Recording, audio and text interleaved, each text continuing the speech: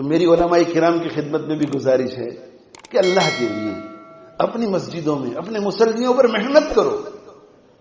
ایک سرسری درس قرآن ہو گیا, ایک ٹک باکس کی شکل ہو گئی, نہیں, دل لگا کر آنے سے پہلے 2 رکعت پڑھو اور اللہ سے کہو کہ اللہ اس درس کے ذریعے مجھے بھی اپنی ذات سے جوڑ دے اور تیرے بندوں کو بھی اپنی ذات سے جوڑ دے.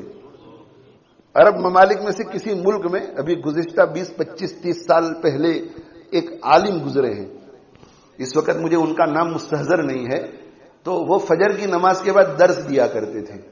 تو فجر کے بعد درس دیتے تھے, تو فجر کی نماز میں وہ درس دیتے تھے, تو فجر کی نماز کے بعد پوری مسجد بھر جاتی تھی. اور درس کے دوران, نماز میں نہیں, نماز میں تو بہت مجمع, لیکن درس کے دوران جب سب قریب آ جاتے تھے پھر بھی ٹریفک رک جاتی تھی روڈوں پر, اڑوس پڑوس کے روڈوں پر, اور لاؤڈ سپیکر کے ذریعے ان کا درس ہوتا تھا. تو جو نو عمر نوجوان علماء تھے, یہ بالکل ٹریڈیشنل پرانے مزاج کے عالم, نو عمر نوجوان علماء کی نظریں جو ہے اسباب کی طرف جاتی ہے کہ دین ٹویٹر کے ذریعے پھیلے گا, اور پرانے علماء دین اخلاص کے ذریعے پھیلے گا, دین اخلاص کے ذریعے پھیلے گا. تو محنت کرتے تھے دل پر. تو ان سے پوچھا کہ حضرت ہم لوگ ظہر کے بعد درس دیتے ہیں, عشاء کے بعد درس دیتے ہیں, اور مجمع اتنا نہیں ہوتا, آپ فجر کے بعد درس دیتے ہیں اور مجمع اتنا ہوتا ہے. تو کہا کہ بس بھائی اللہ کا فضل ہے میرے اوپر, ایسے ٹالتے رہے. لیکن جب بہت اصرار کیا تو انہوں نے یہ کہا کہ اس درس کی تیاری کے لیے میں تہجد کے لیے اٹھ کر روزانہ تہجد کی نماز میں اتنے پاروں کی تلاوت کرتا ہوں اس درس کے لیے. تو رات کو سونے سے پہلے علمی تیاری کرتا ہوں کہ تفسیروں کو دیکھ کر, اور پھر تہجد کے وقت اٹھ کر عملی تیاری کرتا ہوں. عملی تیاری, صرف علم سے کام نہیں بنتا جب تک دل نہ ہو. تو وہ یہ کہتے تھے کہ یہ جو مجمع تم دیکھتے ہو اور یہ جو کشش دیکھتے ہو, اس کے پیچھے میری رات کی تہجد ہے. اس رات کی تہجد, تو تہجد میں اٹھتے تھے اور لمبا قرآن پڑھتے تھے, اور پھر اللہ کے سامنے دعا کرتے تھے کہ اللہ تیرے بندوں کو مائل فرما دے اس مجلس کی طرف, اس درس کی طرف. بیان مقصود نہ ہو, پروگرام مقصود نہ ہو. آج کل بہت سارے پروگرام جو ہے وہ ایک انٹرٹینمنٹ کی شکل اختیار کر گئے ہیں اور کر رہے ہیں. اب میرے بھائیوں, حقیقت جو ہے یہ حقیقت خرافات میں کھو گئی, یہ امت روایات میں کھو گئی, حقیقت خرافات میں کھو گئی. ارے حالات اس قدر بگڑ رہے ہیں اس لیے کہ دل پر محنت نہیں. مسلمانوں میں خون باقی نہیں ہے, محبت کا جنوں باقی نہیں ہے, صفیں کج دل پریشاں سجدہ بے ذوق کے جذبے اندروں باقی نہیں ہے. یہ اندر کی مایا ختم, اندر کھوکھلا پن. باہر بہت کچھ نظر آتا ہے, باہر امامہ بھی نظر آتا ہے, باہر شیروانی بھی نظر آتی ہے, باہر بہت بڑا سٹیج بھی نظر آ رہا ہے, باہر بہت بڑا مجمع بھی نظر آ رہا ہے, باہر اچھے سپیکر نظر آ رہے ہیں جو لبھاتے ہیں سب کے دلوں کو. لیکن میرے بھائیوں, اندر کی مایا لٹ گئی, اندر کی مایا لٹ گئی. تکبیر تو اب بھی ہوتی ہے مسجد کی فضا میں اے انور, تکبیر تو اب بھی ہوتی ہے مسجد کی فضا میں اے انور. جس ضرب سے دل ہل جاتے تھے وہ ضرب لگانا بھول گئے. لگاتا تھا تو جب نعرہ تو خیبر توڑ دیتا تھا, لگاتا تھا تو جب نعرہ, صرف ایک اللہ اکبر کی صدا ایسی بلند ہوتی تھی کہ خیبر کا دروازہ کھل جاتا تھا. لگاتا تھا تو جب نعرہ تو خیبر توڑ دیتا تھا, حکم دیتا تھا سمندر کو تو رستہ چھوڑ دیتا تھا. دشت تو دشت دریا بھی نہ چھوڑے ہم نے. علامہ اقبال کہتے ہیں کہ زمین پر تو ہم نے اپنے گھوڑے دوڑائے اللہ کے دین کو لے کر پوری دنیا میں پھیلنے کے لیے, لیکن ہم نے سمندر کو بھی نہیں چھوڑا, اپنے گھوڑوں کو سمندر میں بھی ڈال دیا. دشت تو دشت دریا بھی نہ چھوڑے ہم نے, بحر ظلمات میں دوڑا دیے گھوڑے ہم نے. تو میرے بھائیو, یہ اس پر جب محنت ہوتی ہے تو میری اکابر تو اکابر ہیں, اکابر اپنے دلوں کو بنا چکے ہیں. وہ میرے مخاطب نہیں, میرے وہ علماء سے میں مخاطب ہوں جو میرے چھوٹے بھائیوں کی مانند ہے, جو میرے بیٹوں کی مانند ہے, ان کی خدمت میں. اور میں بہت امت ترس رہی ہے, امت تڑپ رہی ہے. اس گئے گزرے دور میں بھی امت کے دلوں میں دین کو اپنی زندگیوں میں لانے کا جذبہ ہے. ان کو کوئی چلانے والا چاہیے, ان کی قیادت کرنے والا چاہیے, ان کو محبت کے ساتھ گلے سے لگانے والا چاہیے. ان کا دکھ درد سننے والا چاہیے. جس کرب و بے چینی کے دور سے ہم گزر رہے ہیں، لوگوں کی قلوب کی مایا لٹ گئی ہے، اس لیے ہر شخص بے قرار ہے، ہر شخص پریشان ہے. یہ ڈھونڈتے ہیں ادھر ادھر کہ ہمیں کوئی ملے جو ہمیں گلے لگائے اور ہمیں اللہ سے جوڑے. ابھی بھی زمین بہت ہی ہموار ہے میرے بھائیوں. پروگراموں میں دیکھو نوجوان کتنے ہوتے ہیں، انگلش کے پروگرام میں تو ہوتے ہی ہیں، اردو کے پروگرام میں دیکھو کہ نوجوان کتنی بڑی تعداد میں آتے ہیں. قیامت کے دن ہمیں سوال ہوگا. ایک درد ہو کہ جمعہ کا مجھے بیان کرنا ہے، جمعہ کا خطبہ دینا ہے. ایک درد ہو کہ مجھے درس قرآن کرنا ہے. میں کیسے لوگوں کو جوڑوں؟ میں میرے نوجوان شاگردوں سے، مجھ سے جنہوں نے پڑھا ہے، میں ان سے کہتا ہوں کہ اس میں عار محسوس مت کرو کہ میں کہوں کسی کو کہ میرے درس میں آ کر بیٹھا کرو. میں نے کہا دعوت و تبلیغ والوں کی طرح راستے میں کسی کو ملو تو کہو تم کہ بھئی ہر جمعہ کے دن میں کچھ بات کر دیا کرتا ہوں، آپ بھی بیٹھا کرو. آپ بھی بلاؤ ان کو، بلاؤ، اللہ کو راضی کرنے کے لیے بلاؤ، اپنا مجمع بڑھانے کے لیے نہیں، اللہ کو راضی کرنے کے لیے.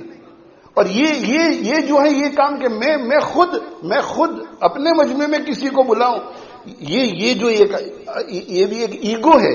اس ایگو کو اللہ کے لیے توڑو. بے ریش کو بھی ملو، شراب پینے والے کو بھی ملو، ڈرگ میں مبتلا کو بھی ملو، احترام سے ملو، محبت دو اور جوڑو. کسی طرح کسی بھی عنوان سے وہ اللہ سے جڑا رہے، کسی بھی عنوان سے، ذکر کے عنوان سے جڑا رہے، دعا کے عنوان سے جڑا رہے، تبلیغ کے عنوان سے جڑا رہے، بیعت کے عنوان سے جڑا رہے، مدرسے کے عنوان سے جڑا رہے، جمعہ کے عنوان سے جڑا رہے، کسی بھی عنوان سے اللہ سے جڑا رہے. بس اللہ سے جڑا رہے، اللہ سے جڑا رہے. ورنہ کفر و الحاد کی ہوائیں اور آندھیاں بہت تیز چل رہی ہیں میرے بھائی. آئندہ 5-10 سال میں کیا ہوگا کچھ کہہ نہیں سکتے. ہواؤں کے اس رخ کو پھیرنے کی ضرورت ہے، اور پھیرنے کے لیے یہی علم حاصل ہو. علم حاصل کرنے کے بعد ہم پورا مجاہدہ کر کے اپنی زندگیوں میں اس علم کو لائیں، اور یہ علم اس روئے زمین پر رہنے والے ایک ایک مسلمان اور ایک ایک انسان تک کیسے پہنچ جائے، اس کا اندر سے جذبہ ہو. اور عملی طور پر ہم یہ نہ کر سکیں تو اندر اگر جذبہ ہوگا تو راتوں کو اٹھ کے دعا کرے گا کہ اللہ تیرے اس دین کو دنیا کے کونے کونے میں پہنچا دے. دکھ ہونا چاہیے. سنیچر کی رات کو جب بیانوں سے فارغ ہو کے گزرتے ہیں، عموماً رات کو 12 بجتے ہیں، 1 بجتے ہیں، اور ادھر لوگ کلب میں جا رہے ہیں، لوگ کلب سے نکل رہے ہیں، تو دیکھ کر کے دل روتا ہے کہ اس میں پتہ نہیں کتنے مسلمان ہوں گے، اس میں کتنے مسلمان ہوں گے. اور آج سنیچر کی رات پتہ نہیں کن کن گناہوں میں یہ مبتلا ہوں گے، اور پتہ نہیں ان میں سے کس کی روحانی موت واقع ہو رہی ہوگی، اس میں کس کا ایمان خطرے میں پڑ رہا ہوگا، پتہ نہیں ان میں سے کس کی موت کس حالت میں آ جائے. میں نے خود اپنی اس عمر میں دیکھا، واقعات دیکھے انگلینڈ کے. ہو سکتا ہے آپ کے علم میں بھی ہو کہ نوجوان لڑکا رات کو گرل فرینڈ کے ساتھ گھومنے پھرنے کے لیے گیا، ایکسیڈنٹ ہو گیا، اسی حالت میں انتقال ہو گیا.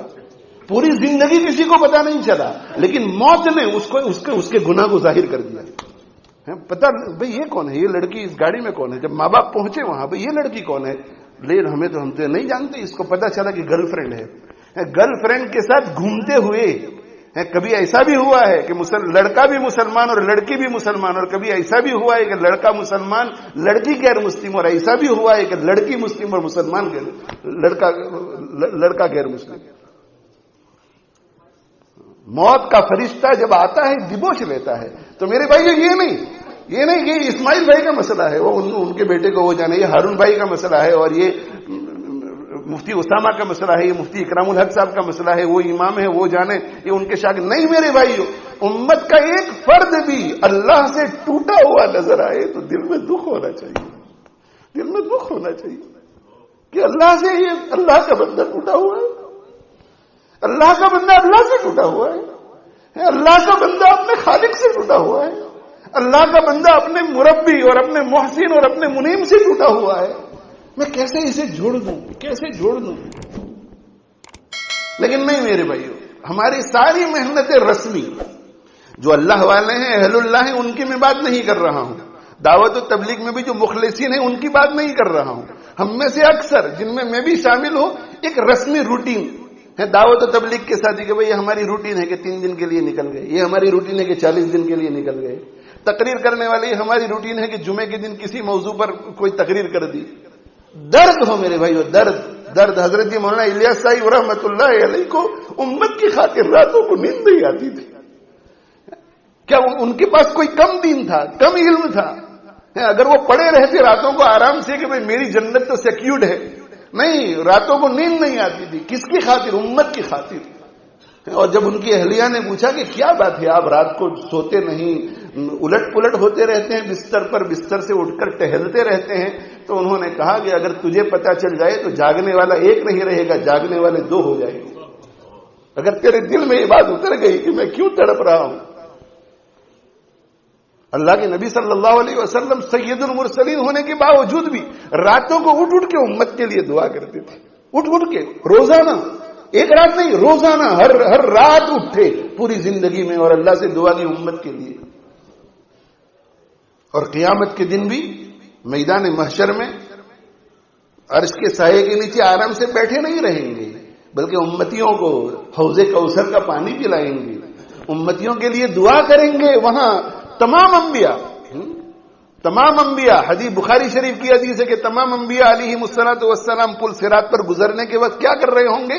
رب سلم, اے اللہ عافیت کے ساتھ ان کو گزار دے. وہاں بھی فکر کریں گے.